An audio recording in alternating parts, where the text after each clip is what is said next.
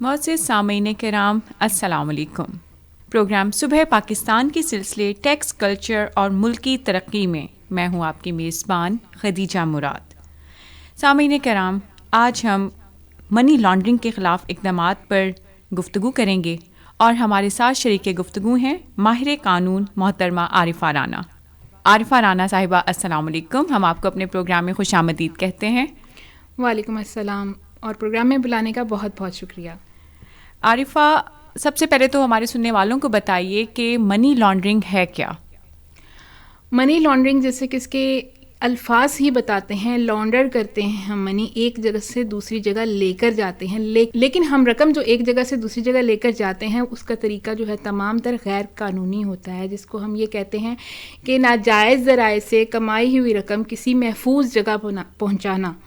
اور یہ محفوظ جگہ جو ہم رقم پہنچاتے ہیں وہ بعد میں ہمارے ہی ملک میں جو ہونے والی دہشت گردی کی بہت ساری کارروائیاں ہیں یا بہت سارے اس طرح کے واقعات ہیں ان میں غلط طریقے سے استعمال کی جاتی ہے. تو اس وجہ سے اس کو کیٹر کیا جاتا ہے بائی لا، اور کچھ ایجنسیاں اس پر کام کرتی ہیں جو اس کی روک تھام میں ہماری مدد کرتی ہیں کہ یہ رقم ملک سے باہر اس طریقے سے نہ جائے اور بعد میں وہ ان ایجنسیوں کو فراہم نہ ہو جو ہمارے ملک میں امن و امان جو ہے خراب کرنے میں پیش ہوتی ہیں.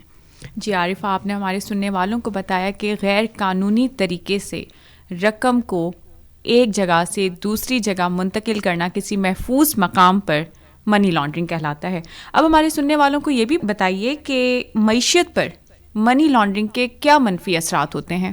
سب سے پہلی بات تو یہ انفلیشن کا بہت حد تک کاز بنتی ہے. دوسری اہم بات یہ کہ جو ہمارے سیکٹر جن کو یہ سیف سمجھا جاتا تھا انویسٹمنٹ کے لیے، ان میں یہ رقم باہر کے ملکوں سے تھرو ریمیٹنسز آتی ہے، دوبارہ واپس پاکستان میں ان میں آ کے انویسٹ ہوتی ہے، اور اس انویسٹمنٹ کی وجہ سے آرٹیفیشل ہائپ آتے ہیں جو ریٹس ہوتے ہیں ان کے اندر انویسٹمنٹ سیکٹر میں. اور موسٹلی جو رقوم ہیں وہ ہماری ہاؤسنگ سوسائٹیز میں، ہمارے پلاٹس میں یا پراپرٹی کی جتنی بھی ڈیلز ہیں ان کے اندر آ کے انویسٹ ہوتی ہیں. اور یہی وجہ ہے کہ پاکستان کی پراپرٹی دن بدن مہنگی ہی ہوتی جا رہی ہے، کیونکہ جو انلیگل وے سے کمائی ہوئی رقم یہاں سے وہاں جاتی ہے اور وہاں سے وہ سفید ہو کر جو ریمیٹنس ہے اس کے ذریعے آتی ہے. اور ریمیٹنس کے ذریعے جو آتی ہیں ان کو ہر ملک جو ہے ریمیٹنسز کو انکریج کرتا ہے. ایک لحاظ سے دیکھا جائے تو ریمیٹنسز اس کے ساتھ بڑھتی ہیں، لیکن اس کا نیگیٹو ایفیکٹ جو ہے وہ ہماری جو انویسٹمنٹ سیکٹر ہے اس کے اوپر آتا ہے. بالکل صحیح. عارفہ، میں چاہوں گی کہ ہمارے سننے والوں کو تھوڑا سا ان ذرائع کے حوالے سے بھی بتاتی جائیں جو منی لانڈرنگ میں انوالو ہوتے ہیں. اس میں اگر ہم ٹیکنیکلی ہم تو اس چیز کو دیکھتے ہیں، اس میں 2-3 طریقے ہوتے ہیں. کچھ یہ ہیں کہ اس کا جسے ہم ایک کاب ویب کہتے ہیں، یعنی وہ اتنے طریقوں سے اس کی بنت کی جاتی ہے. جیسے آپ نے مکڑی کا جالا دیکھا ہوگا، اس میں کافی تاریں ہوتی ہیں جو ایک تار سے جڑی ہوئی ہوتی ہیں. اسی طرح اس ایک تار سے کافی ساری تاریں جڑی ہوتی ہیں تاکہ جب ان کی انویسٹیگیشن کی جائے تو اصل بندے تک پہنچنا مشکل ہو جاتا ہے. اس لیے اس کی سورس نکالنا، اس کی ریسورس نکالنا، دونوں چیزیں نکالنا کافی مشکل ہو جاتا ہے. دوسرا اس کا طریقہ یہ ہے کہ ٹریڈ میں انوالو کی جاتی ہیں، باہر کے ملکوں سے فکٹیشیس ٹریڈز کی جاتی ہیں جو کہ بہت بڑی بڑی رقوم کی ہوتی ہیں، $1 ملین کی بھی ہو سکتی ہیں. جو $1 ملین کی ٹریڈ ہم اس طریقے سے کرتے ہیں فیک اس کے ذریعے، اس میں یہ چیز آ جاتی ہے کہ جب کوئی بھی چیز پاکستان میں آتی ہے تو ہم اس کی اماؤنٹ جو ہے وہ باہر ٹرانسفر ہوتی ہے. اب فرض کریں وہ ایک چیز جو ہم پرچیز کر رہے ہیں وہ $2 کی ہے، اور اگر وہ بندہ منی لانڈرنگ میں انوالو ہے تو وہ اس کی فیک پرائس ڈالے گا $20. تو باقی آپ خود اندازہ لگا لیں کہ $18 ایک سیف ٹریڈ کے ذریعے باہر کے ملک چلے گئے. بالکل صحیح. آپ نے پورا کا پورا منی لانڈرنگ کا جو ایک پروسیس ہے اس پہ ہمارے سامعین کو بڑی اچھی معلومات فراہم کی ہیں. نو ڈاؤٹ منی لانڈرنگ ملک کی معیشت پر بہت منفی اثرات ڈالتی ہے. یہ بتائیے کہ منی لانڈرنگ کی روک تھام کون سے ادارے ہیں جو کر رہے ہیں اور وہ کیا کردار ادا کر رہے ہیں اس میں؟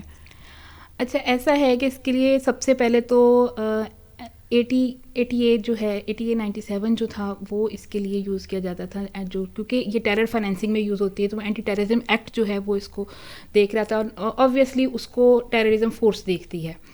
جب اس کا آرڈیننس پاس ہوا ہے، جب یہ قانون جو وجود میں آیا ہے اینٹی منی لانڈرنگ کا، اس کے بعد سے اس کو 3 مین ادارے جو ہیں وہ دیکھ رہے ہیں، جس میں آپ سے پہلے اینٹی نارکوٹک فورس ہے، اس کے بعد FIA ہے، اور تیسرا FBI ہے، جو مینلی اس کے جو سب سے زیادہ فائنینسنگ جس سیکٹر میں ہوتی ہے اس کو FBI ہی دیکھتا ہے۔ بالکل صحیح۔ اچھا، ابھی آپ نے قانون سازی کے حوالے سے بھی گفتگو کی کہ منی لانڈرنگ کی روک تھام کے لیے قانون سازی بھی کی گئی ہے۔ یہ بتائیے کہ حکومت مزید اس بارے میں کیا اقدامات کر رہی ہے؟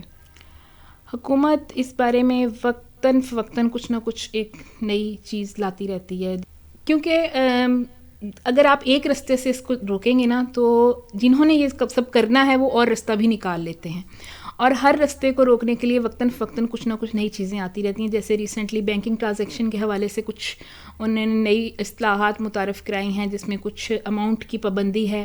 دوسرے جو باہر سے رقم ریمیٹنسز آتی ہیں ان میں بھی ایک مخصوص اماؤنٹ کے اوپر انہوں نے چیک رکھا ہے کہ اس اماؤنٹ سے اوپر اگر ریمیٹنسز آئیں گی تو وہ اس کی وجہ بھی بتانی پڑے گی کہ کیا ہے کیا نہیں۔ موسٹلی جو آپ کی نان فائنینشیل سروسز ہیں ان کے جو ادارے ہیں ان کے اوپر بھی چیک اینڈ بیلنس رکھا جا رہا ہے اب، تاکہ یہ پتہ لگے کہ جو نان فائنینشیل سروسز میں انویسٹمنٹ ہو جاتی ہے اس کے بعد جو ہے وہ اماؤنٹ جو اس کو کس طرح سے ہم نے اپنے لیے پازیٹیولی یوز کرنا ہے، اور یا اس کی جو منی لانڈرنگ ہے اس کو کیسے پکڑنا ہے۔ بالکل صحیح۔ عارفہ رانا، میں آپ کی تہہ دل سے مشکور ہوں کہ آپ نے قیمتی وقت نکالا اور ہمارے اسٹوڈیوز میں تشریف لائیں اور ہمارے سامعین تک آپ نے نہایت امپورٹنٹ انفارمیشن ان کے ساتھ شیئر کی۔ سامعین کرام، پروگرام صبح پاکستان کے سلسلے ٹیکس کلچر اور ملکی ترقی میں آج ہم ایک نہایت امپورٹنٹ ٹاپک لے کر آپ کی خدمت میں حاضر ہوئے تھے۔ ہم نے گفتگو کی آج منی لانڈرنگ کے خلاف اقدامات پر، اور ہمارے ساتھ شریک گفتگو رہیں ماہر قانون محترمہ عارفہ رانا۔ اسی کے ساتھ ہمارے سلسلے کا وقت ختم ہوا چاہتا ہے۔ اپنی میزبان خدیجہ مراد کو دیجیے اجازت۔ اللہ نگہبان۔